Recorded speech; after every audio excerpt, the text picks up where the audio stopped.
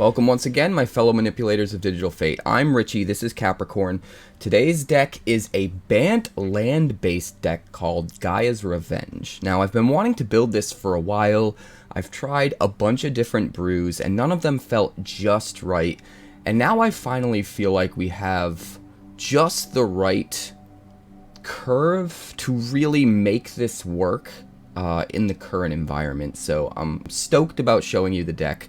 Before we get to that, make sure you like, subscribe, share, comment, all that good stuff so we can get through the YouTube algorithm and get this video out to as many people as possible. It really does help the channel a ton, so I'm grateful to every single one of you that has clicked that like button. Also, another reminder, every Thursday is community night, and every time we hit our 7 sub goal over on Twitch for the week, that week's community night becomes a Crack-a-Pack community night where every time you beat me at MTG Arena, you win a physical pack of Magic cards and I mail them out to you. This week that's happening. We hit our sub goal, we're doing Crack-a-Pack. Make sure to show up on Thursday. That's twitch.tv/quarantinecapricorn. Also, next Thursday, April 13th, is going to be early access for March of the Machine. And we will be in early access. We'll be streaming all day long until the wheels fall off. So make sure you look forward to that. We're going to be putting up a video really soon detailing some of the builds that we're thinking about using for that day. And giving a little bit of tease of what's coming. And that day is going to be wild. So make sure to show up for that. Let's check out the deck. So this deck is really rad. I think it's going to get even better with the next set, but let's dive into exactly what it's trying to do. The core revolves around trying to abuse Awaken the Woods as much as we possibly can. So Awaken the Woods is 2 green and X for a sorcery, and you create X 1/1 green forest dryad land creature tokens. Now this does a few different things for us. First of all, it allows us to go wide with a whole bunch of creatures on the field. So anything that's going to take advantage of us having a wide board is going to be good. Secondly, it gives us a bunch of mana ramp. Each of those creatures can tap for a green. Therefore, we can cast really expensive spells a lot sooner by casting Awaken the Woods first. The third thing is that each of those creatures coming into play counts as a land coming into play because they count as forests. So all 3 of those things are things that we're taking into account, and we're just trying to abuse Awaken the Woods as much as we possibly can to get the most value, while also synergizing everything that's trying to abuse Awaken the Woods with all of the other stuff in the deck as well, so that if we don't get our Awaken the Woods, the deck still performs well. So first and foremost, let me start at the bottom of the curve. We've got 4 Llanowar Loamspeaker. Now this is really good because it can give us mana of any color while also ramping us. It ramps, it fixes, but it can also turn one of our lands into a 3/3 creature until end of turn, and that's super relevant later in the game because our deck kind of revolves around having creature lands, and we can actually use that ability to great effect in this deck, and I'll get to why in just a little bit. We've also got just 1 Shigeki, because we don't mind getting the first one. We can use it to block some key aggression early in the game, and then also ramp by using its ability in response.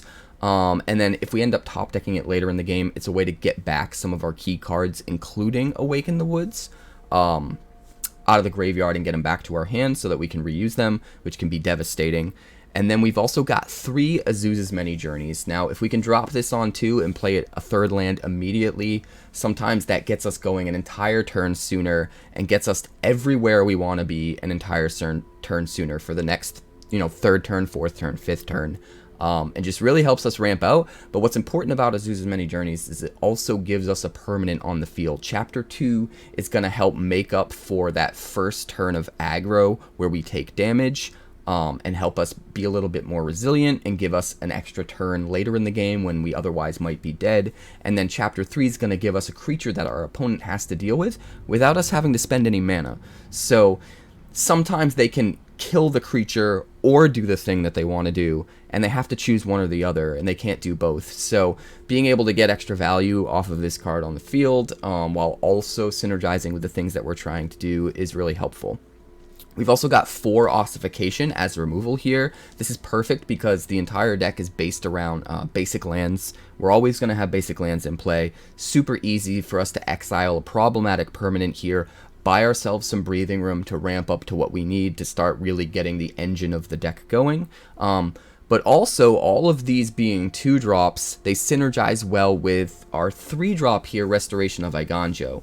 So this is another thing that can fetch us a plains, and this card kind of made the difference in this deck working, to be honest. The big problem I had when I was first trying to build this deck was I can ramp, but while I'm ramping, my opponent is going to town on me, and by the time I get to where I need to with 7 lands in play, I'm too low on health. My opponent has too much board presence. Restoration of Eiganjo kind of fixes that. It's another saga along with Azusa's Many Journeys where it fits into our strategies and our synergies, but it gives us value on the board that our opponent has to contend with, and either he's giving up valuable board position by not playing creatures so that he can play a removal spell on this, or he's letting it stick and it's a blocker, and either way we're putting pressure on the board in addition to synergizing with the things that we want to do, and that's helping the deck have long enough legs to get to where it needs to get to with 7 lands to start doing all the crazy things that it wants to do, and that's really important. Chapter 2, being able to secretly sort of backhandedly ramp us when we need to, as its floor, as the basic, the worst it can possibly do, right? We can discard a land, put it immediately into play with Chapter 2, and then still play a land from our hand. So it's like getting 2 lands into play at the same time, but we're also able to use Chapter 2 to get back things like Ossification, or replay an Azusa's Many Journeys, or our Loamspeaker, or Shigeki. We can get Shigeki back after it dies so that we can then return it to our hand with its first ability and then channel it later in the game. So a lot of value there. Every time it attacks and blocks, once it turns into a creature, it starts pumping out token creatures, which also synergize with what we're doing in the deck, both as chump blockers and also for another key card that I'll get to a little bit later. We've also got on curve 4 Topiary Stompers.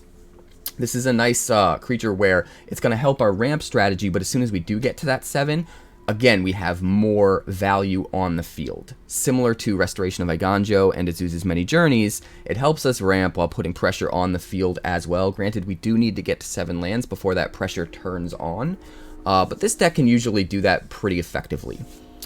Then we also have one of our win conditions. This is Tatyova, Steward of the Tides. 2 green and a blue for a 3/3 legendary Merfolk Druid.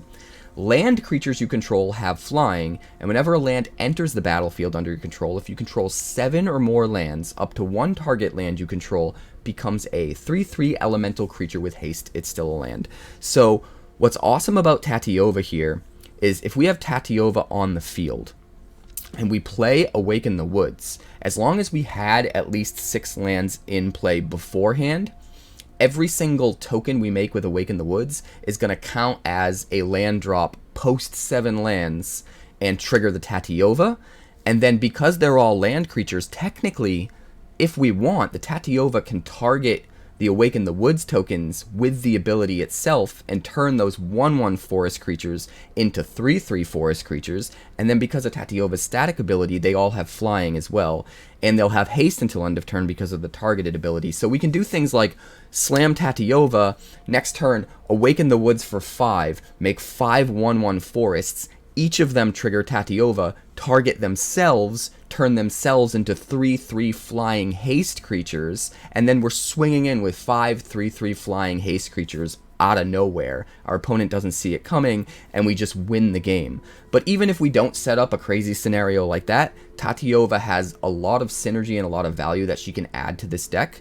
If we have a Loamspeaker on the field, and we use the second ability to turn one of our lands into a creature and swing in, if Tatyova's on the field, it's going to get extra value off of that creature now being a flyer as well. So again, like I said earlier, with the Loamspeaker being able to synergize with some of the other things in the deck while also being ramp, very, very effective here with Tatyova.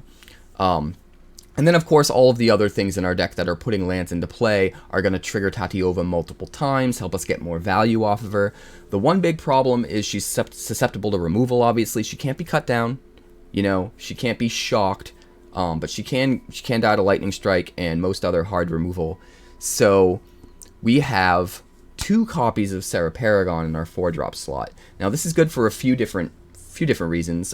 First of all, we can play lands from our yard, which means All of our fetch lands, like Brokers Hideout, Terramorphic Expanse, we use them earlier in the game to get the mana that we need, but then later in the game we start bringing them back with Serra Paragon. We're getting all of our land triggers off Tatyova like we want to, and it kind of creates a sort of soft lock engine where we're constantly being able to ramp every single turn and making more token creatures, and it gets pretty wild. But also, Serra Paragon's nice where if they finally use up the last of their removal, getting rid of a Tatyova, we can use Serra Paragon to then replay Tatyova from the graveyard because it costs 3 or less. So we can get our Tatyova back, we can get our Topiary Stomper back and continue to ramp, we can get Restoration of Eiganjo back and continue to utilize that, we can get back Ossification, Azusa's Many Journeys, the Loamspeaker, the Shigeki. Serra Paragon can put a lot of value on the field by herself, and she usually comes down at just the right turn when our opponent is sort of running out of removal because they're answering the rest of what we're doing. So if you play her correctly and you wait for just the right opening to play the Paragon, she can absolutely put you over the top. Moving on, we've got just one Wrenn and Seven in the 5-drop slot. It's legendary, so we don't really mind not having another one. We don't really want to be stuck with 2. But later in the game, if we can drop a Wrenn, make a really big Tree Folk, or use it to refill our hand with lands that we're going to need to trigger all the rest of our abilities, stuff like that, it can be very effective. And then also at the top end, we have one Graaz Unstoppable Juggernaut, and this synergizes with a lot of what the deck's doing, and when it goes off, it's kind of insane. So this is a 7/5, makes it so Juggernauts you control attack each combat if able, and Juggernauts you control can't be blocked by walls. All other creatures you control have base power and toughness 5/3, and are Juggernauts in addition to their other creature types. So what this effectively does is the entire deck is focused about putting 1/1 creatures on the field. Graaz can come down, turn them all into 5/3 win conditions, and just alpha strike for the win, and it gets nutty. So not only does Awaken the Woods give us a whole bunch of 1/1s to use with Graaz, but it also lets us tap those 1/1s for mana, so that if we're a couple mana off of playing the Graaz, we're going to have plenty of mana to play the Graaz, and then whatever untapped 1/1s we have left over will now be 5/3s and swinging in. So it gets pretty wild. And if we have Tatyova on the field as well, all of those 5/3s that are swinging in are now going to have flying. So it gets around sort of the ability that Graaz makes it so that all your creatures have to attack. Because first of all, we can tap our Awaken the Woods tokens for mana pre-combat if we don't want to swing with them, if we're worried we're going to lose them for some reason. But secondly, if Tatyova's on the field, they're all getting flying, and it helps mitigate that drawback of you have to attack every turn. Well, now they have flying, so there's probably less of a reason you would want to hold your guys back. And that can be super effective to just get out and win the game. We've also got one last card I want to talk about, and this was one of the newest additions, White Sun's Twilight. I realized 4 of these is absolutely essential. Not only does this gain us life to help sort of stave off death by a turn or 2 so we can get to our engine and get it going, it gives us a whole bunch of 1/1s, basically an automatic board for 1 card as long as we have enough mana. And this deck always has enough mana. But if X is 5 or more, we're also wiping the board. So being able to have a spot in our deck that is a board sweeper while also being life game that can keep us alive a crucial extra turn or 2 against aggro, while also giving us a whole bunch of 1/1s that will theoretically be 5/3s with Graaz, can be absolutely just game breaking. So this card is nutty in general, but in this deck, because we have so many ways to get to that mana so quick, it can absolutely take over the game. In the mana, we have 4 Brokers Hideouts and 4 Terramorphic Expanses as ways to get double landfall triggers essentially every turn that we can play one. We can get 2 activations on Tatyova by playing a Broker's Hideout and it dying, going to the graveyard, and then immediately fetching another land. And that gives us extra value. And then the rest of the land is just basics, because we need as many basics as possible. We have 9 forests to make sure we have our base green to start to get everything going. We have just 2 islands because Tatyova is the only blue card, and we just need to really find 1 at some point to get things moving. We have 5 planes. We needed just enough planes that we're not going to run out of planes while we're curving out if we're playing a Restoration of Eiganjo or 2. And we want to try to make sure and save those planes whenever possible. So if we have enough white, if we hit our second white source, whenever we're searching for lands, we want to prioritize green or blue and save our planes just in case we happen to top deck a Restoration of Eiganjo. We don't want to search for a planes and not be able to find one. So keep that in mind. But the land works really well, the deck works really well, it goes super wide, super quick, and then it has multiple ways of sort of closing out the game, and everything synergizes with itself, so it's a ton of fun. I'm really excited to see how much further I can push this deck when March of the Machine comes out. And remember, that early access is happening April 13th. We are a part of that. We're going to do a 12-hour stream, and then I'm going to sleep for 6 hours, and then we're going to do another 6-hour streams where that last 6 hours, I'm doing all of your decks. Whatever you guys in chat want me to do at that point is what I'm going to do. But the first 12 hours, I'm going to have 12 decks planned. Those decks will be announced or teased on the channel very soon. And this deck in particular, I think, is going to turn into a monster when the new set comes out. So keep your eyes open for that. And without further ado, let's check out the games. All right. This looks fine. This actually looks really good. We'll keep it.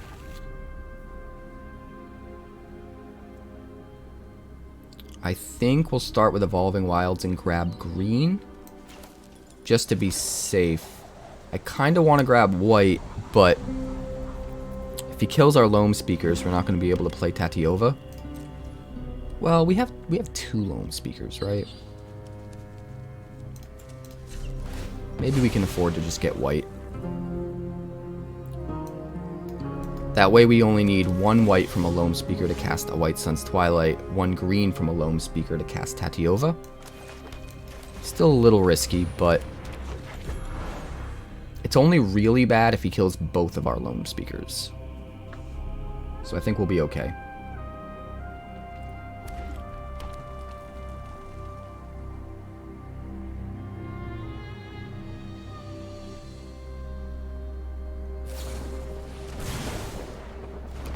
Lightning Strike, that's to be expected.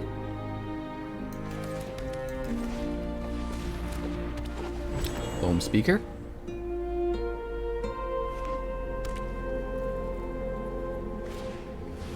Stormseeker. Sure. No blocks.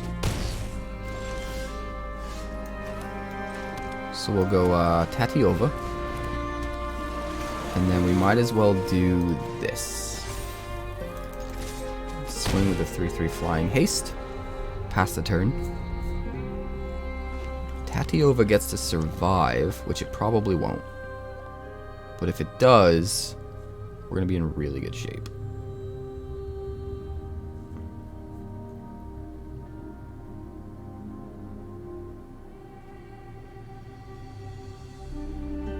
We have enough mana to get to 7 lands when we cast Awaken the Woods and get 3 triggers.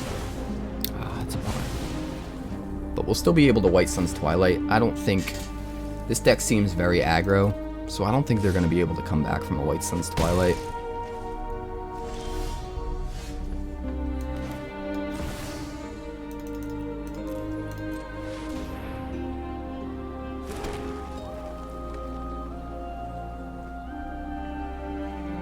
So we can White Sun's Twilight for 6. Go back up to 20. Well, minus whatever damage he does this turn. And get 6 dudes onto the field, and then it's probably just game over? We'll see.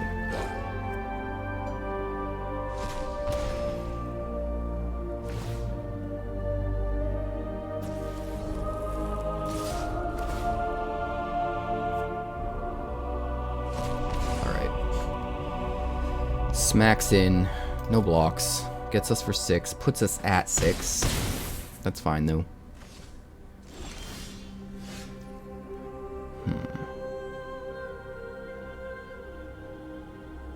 I think we just gotta do it.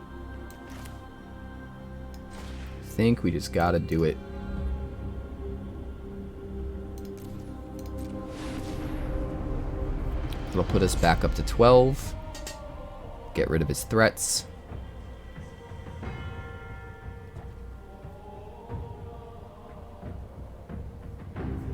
Thanks for the love, Hillbilly. Good luck with your computer.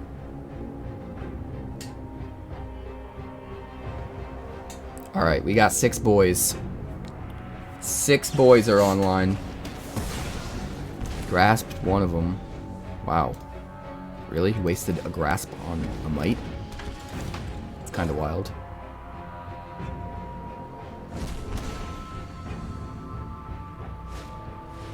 And an underdog. Alright, so we'll start with Restoration. Grab a Plains. Azusa's Many Journeys. No attacks. We'll threaten a crackback. He theoretically has to hold some stuff back in order to prevent us from swinging in.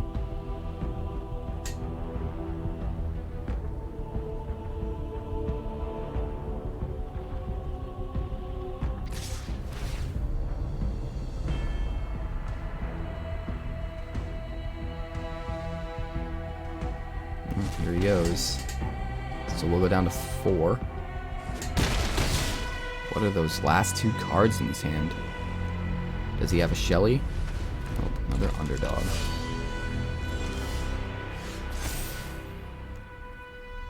Gain 3 life, and I may discard.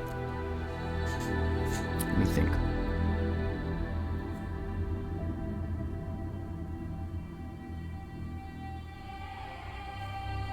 We don't really have enough.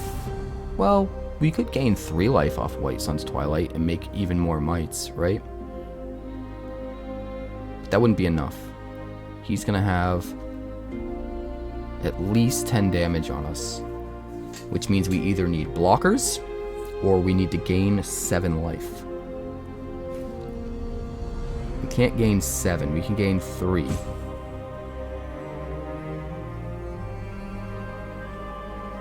We need blockers. I don't think we can get blockers.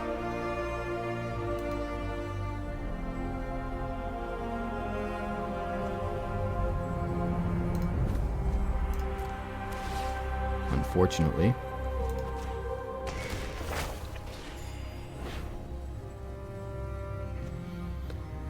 I think we're screwed, guys.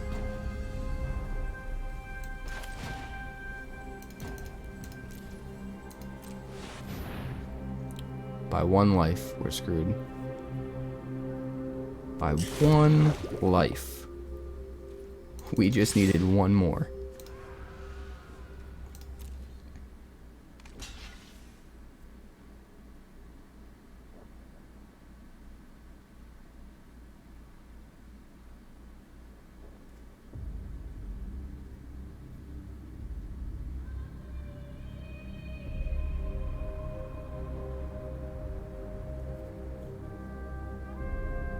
Like, so close. It puts him at 4 poison counters with 7 dudes left.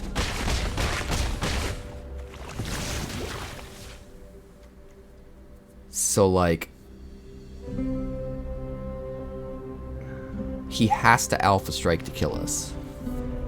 But if we even had 1 more life, he wouldn't even be able to Alpha Strike, because he wouldn't kill us, and then we'd get him on the crackback. He needs at least 2 blockers. He gave up? What? Alright. Gaia's Revenge. Take 4. And action. I will keep this. Shigeki on 2. Tatyova on 3. Do we even bother finding a white? We need a second green for Tatyova.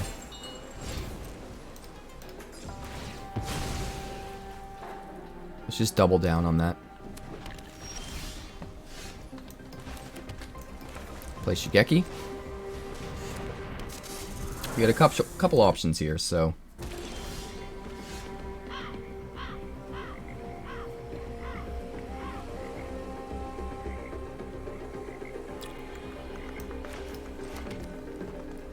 we play Tatyova? Probably just dies, right? Let's get the Stomper out. We don't need the Tatyova out yet. Swing one. Next turn, if we want, we can Ossification and activate Shigeki.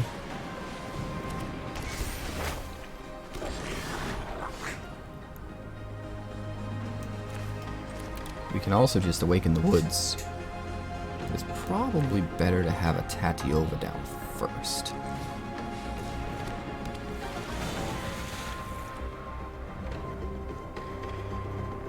Pass turn. Honestly, I would rather Shigeki here than Ossification on the token.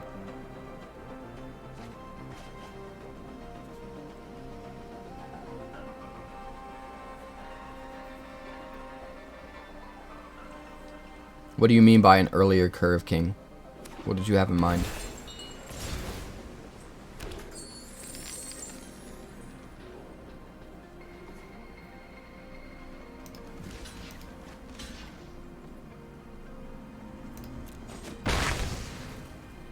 Oh right, I don't even have the green to use Shigeki.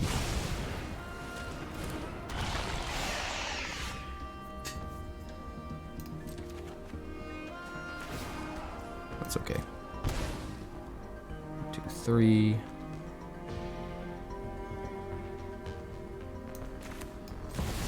Let's do this.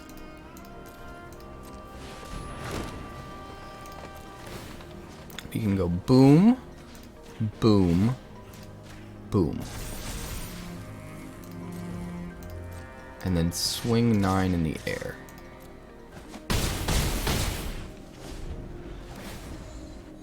And then next turn we can use Ossification and just swing with everything, for the most part.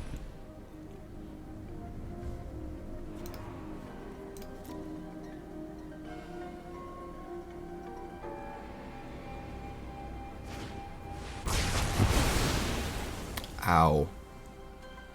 That's not good.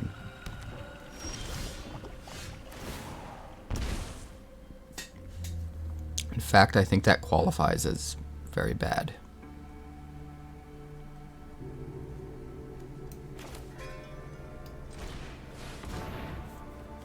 Restoration.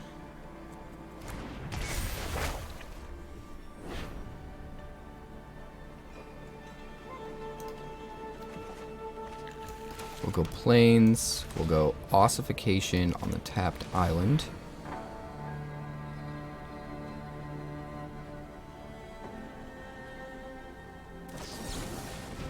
Oh, did not expect that.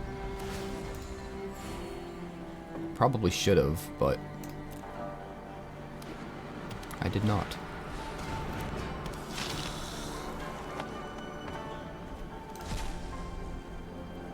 Well, we need another white source, and then we can play Ossification from the yard with Serra Paragon. But we are not there yet. Well, I guess we could just discard to do it, right?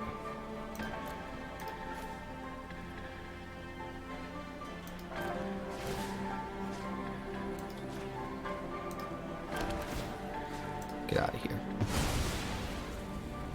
Get out of here. Serra Paragon. Brokers Hideout. Gain some life. And we will fetch a forest.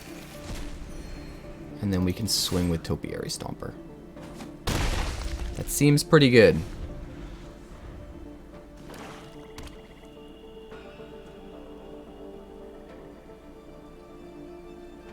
Oh god, Isaac's here. How's it going, Isaac? Sack a creature. Sack an enchantment. Das ist fein.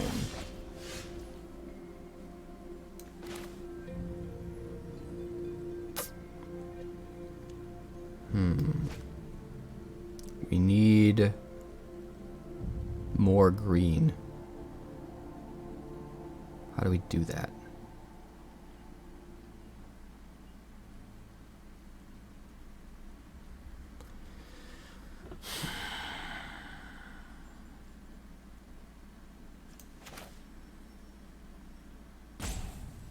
I guess we can't play Tatyova yet.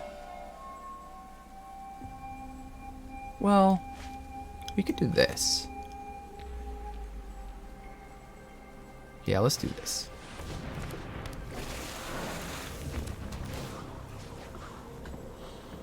Target a land.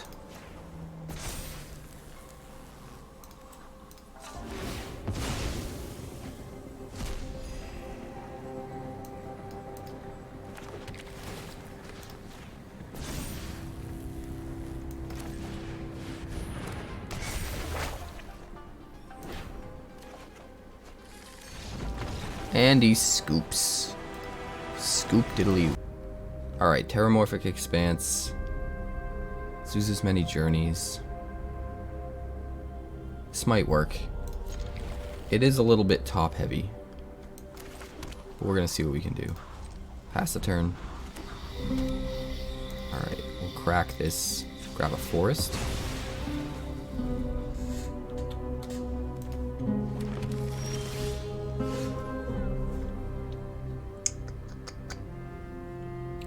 We'll go forest, Azusa's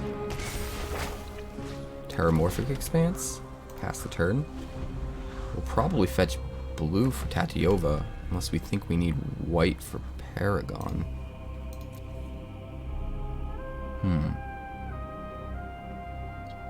Tricky. Can't really use Tatyova well yet, so I don't know if it'll matter if we get her down. With the Paragon, we could start bringing back the expanses. Sure.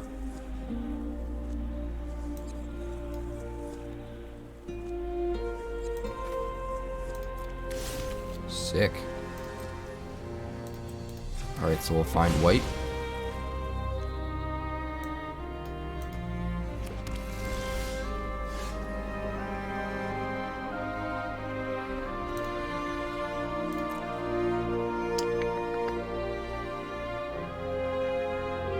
I think we're gonna start with Restoration of Eiganjo, honestly.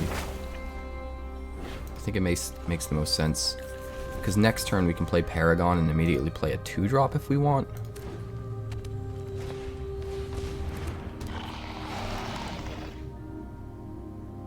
And we can't really get value off of Tatyova yet, so it's not that big a deal if she's not out.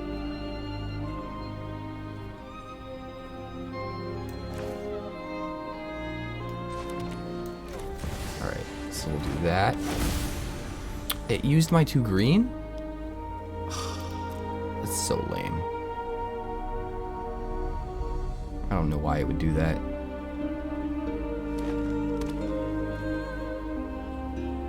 That was going to be a great turn. We were going to replay Azusa's Many Journeys and then play the Brokers Hideout from our hand. Instead we get nothing and it just dies to March. It's so goddamn depressing.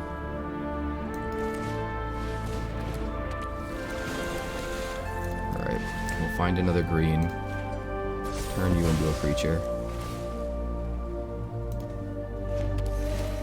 Turn you into a creature.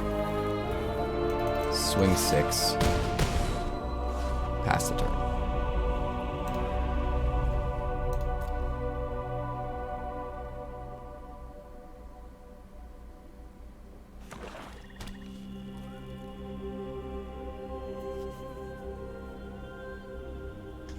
What now? Nebraska? Turn it into a food? Well, they won't have flying anymore, but they will still get to swing.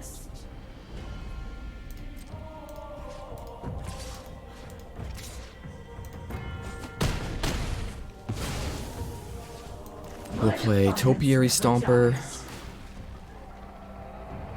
and we do have enough land now to White Sun's Twilight for a big amount if we need to. Borak. Sure.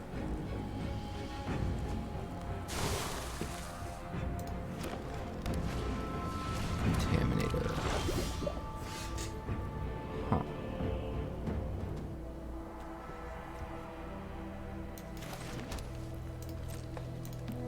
swing with just that.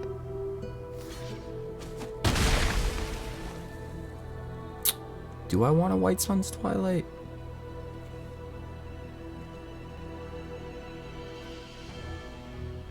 We're still left with 7 lands. I think I do.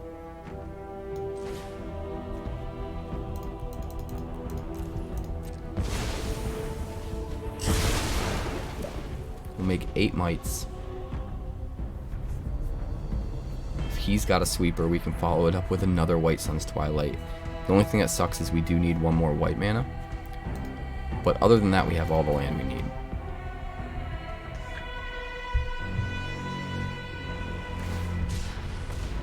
Cycles of Proving Ground. And Scoops.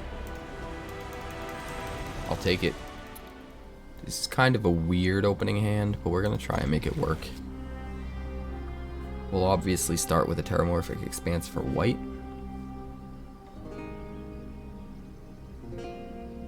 Lets us cast Ossification if we need to. Also make sure that we can cast Restoration on 3.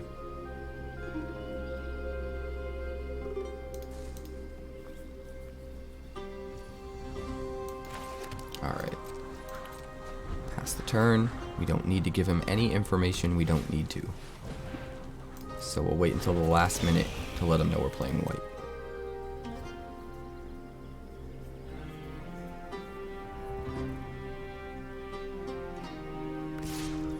Swings.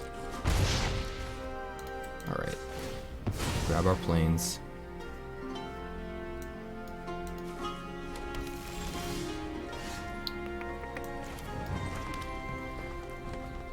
I guess we'll just Ossification now. Might as well. We have to play Restoration next turn. And then we have another Ossification for the turn after that.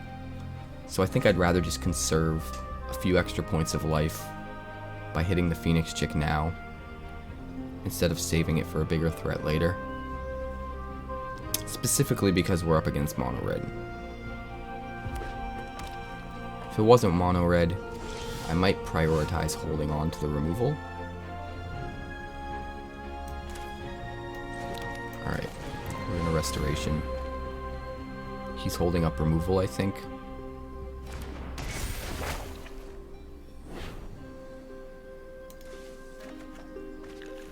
Pass the turn.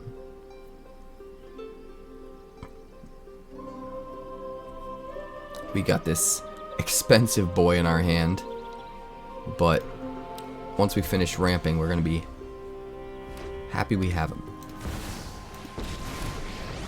Chandra. Sure. You know what's great at dispelling darkness? A blazing inferno. Watch me. Come on. Up the dance floor. Probably ossify Chandra.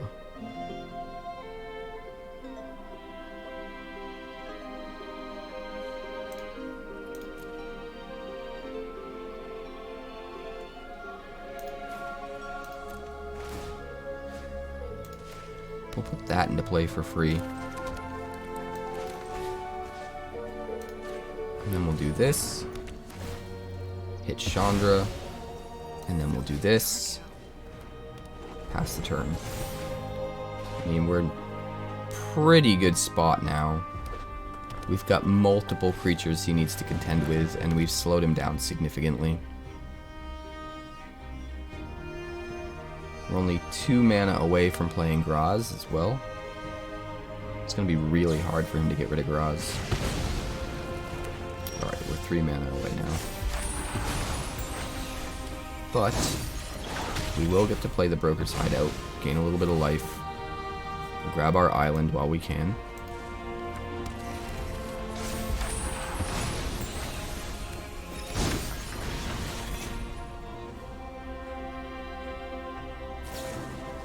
Lightning Strike, sure. We're eating away his hand. We're still decently high on life, so I'm not super worried about it.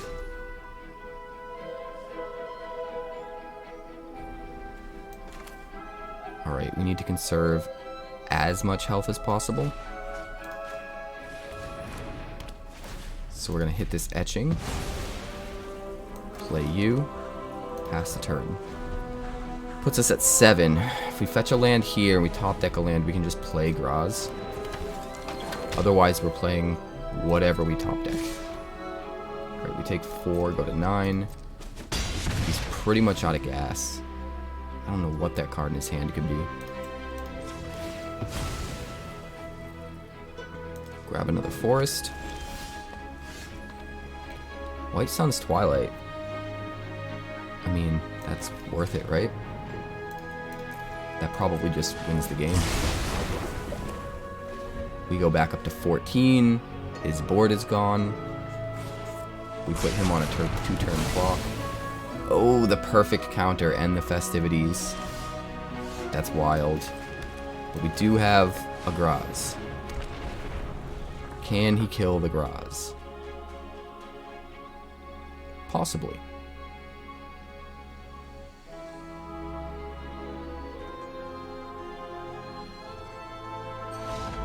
And he scoops. 1 land. Can't do that. That's not much better. We're on the play, too. We can't keep 2 lands with a hand like this. We have no 2-drops. Ugh, so bad. We're gonna put back all of the white things, I guess.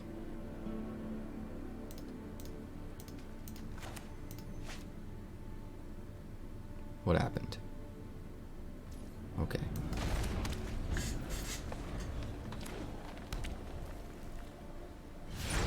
Although I guess I could have actually kept one of the white spells and gotten rid of a forest, right? Because they would have had mana from the Loamspeaker. Although he probably gets rid of the Loamspeaker here. Nope. Play Thalia.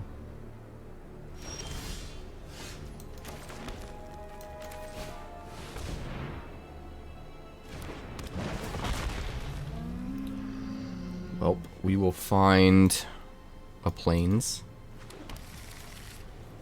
and pass the turn.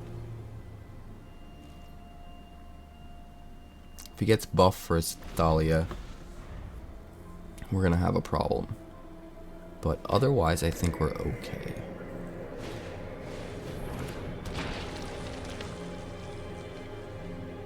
There's a Rash Transmogrant. I guess we'll just go like this. Restoration of Eiganjo. We will grab a Plains. We will play the Plains. We could swing with it. Can't block.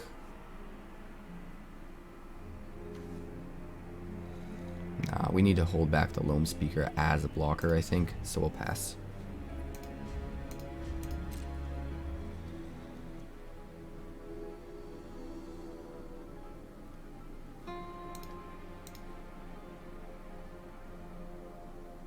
Not sure what's going on.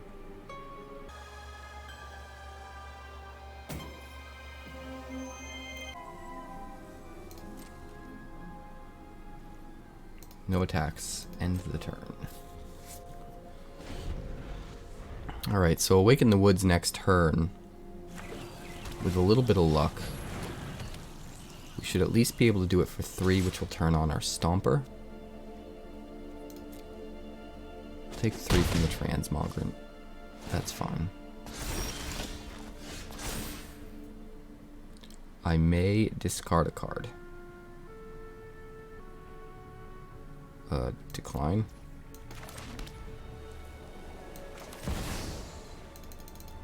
We'll do 4. And Topiary Stomper gets turned on. So we'll crack back for 4 here. Either chumps or he takes it. Either way, it's pretty good for us. Next turn we get to Graaz and then just slam. 3, 6, 7.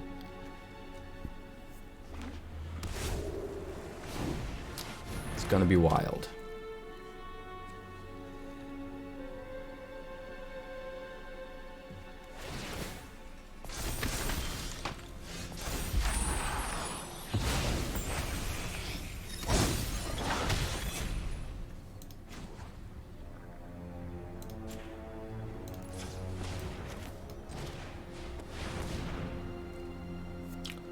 Let's go. Grazy boy.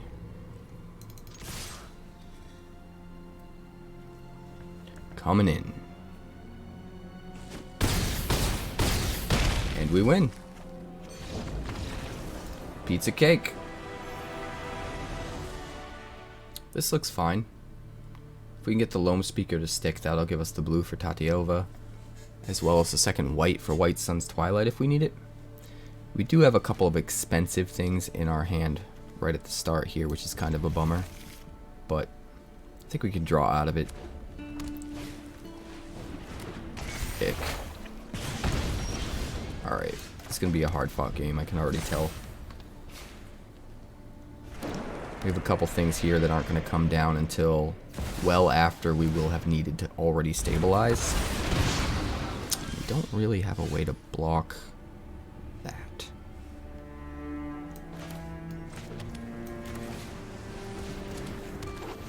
But we can at least divert his removal to the Loamspeaker or block the etching of Kamano, either or. I'm fine with either. He doesn't get to play his creature this turn because he did that instead. That's almost as good.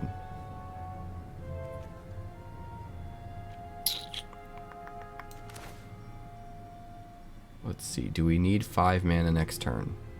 No. So we're gonna play Tatyova here. Because Tatyova can actually kill the etching when it blocks.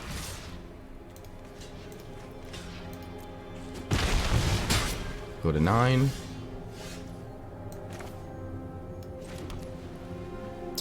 Let's see, Loamspeaker or Stomper. Stomper's better for the long term, I think. But it does get us into a position where we can't really block super effectively. Let's do Loamspeaker. No attacks. Just try to shore up our defenses. He's a little mana screwed. He's only got 1 red source.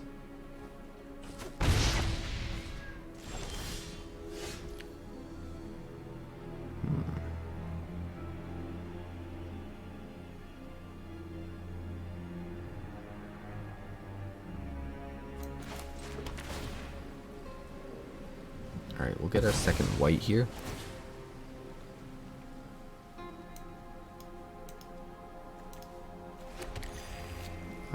Paragon's probably a bad idea, but we can at least Topiary Stomper.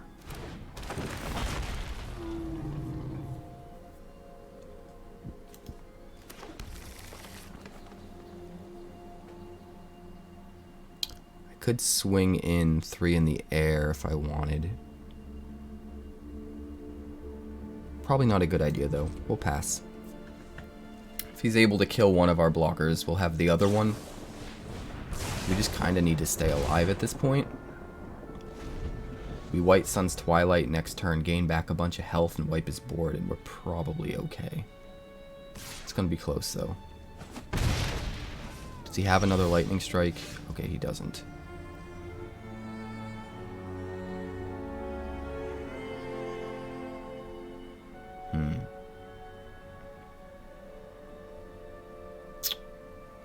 If there's a way we don't need to White Sun's Twilight, that would probably be better. I think that way is this.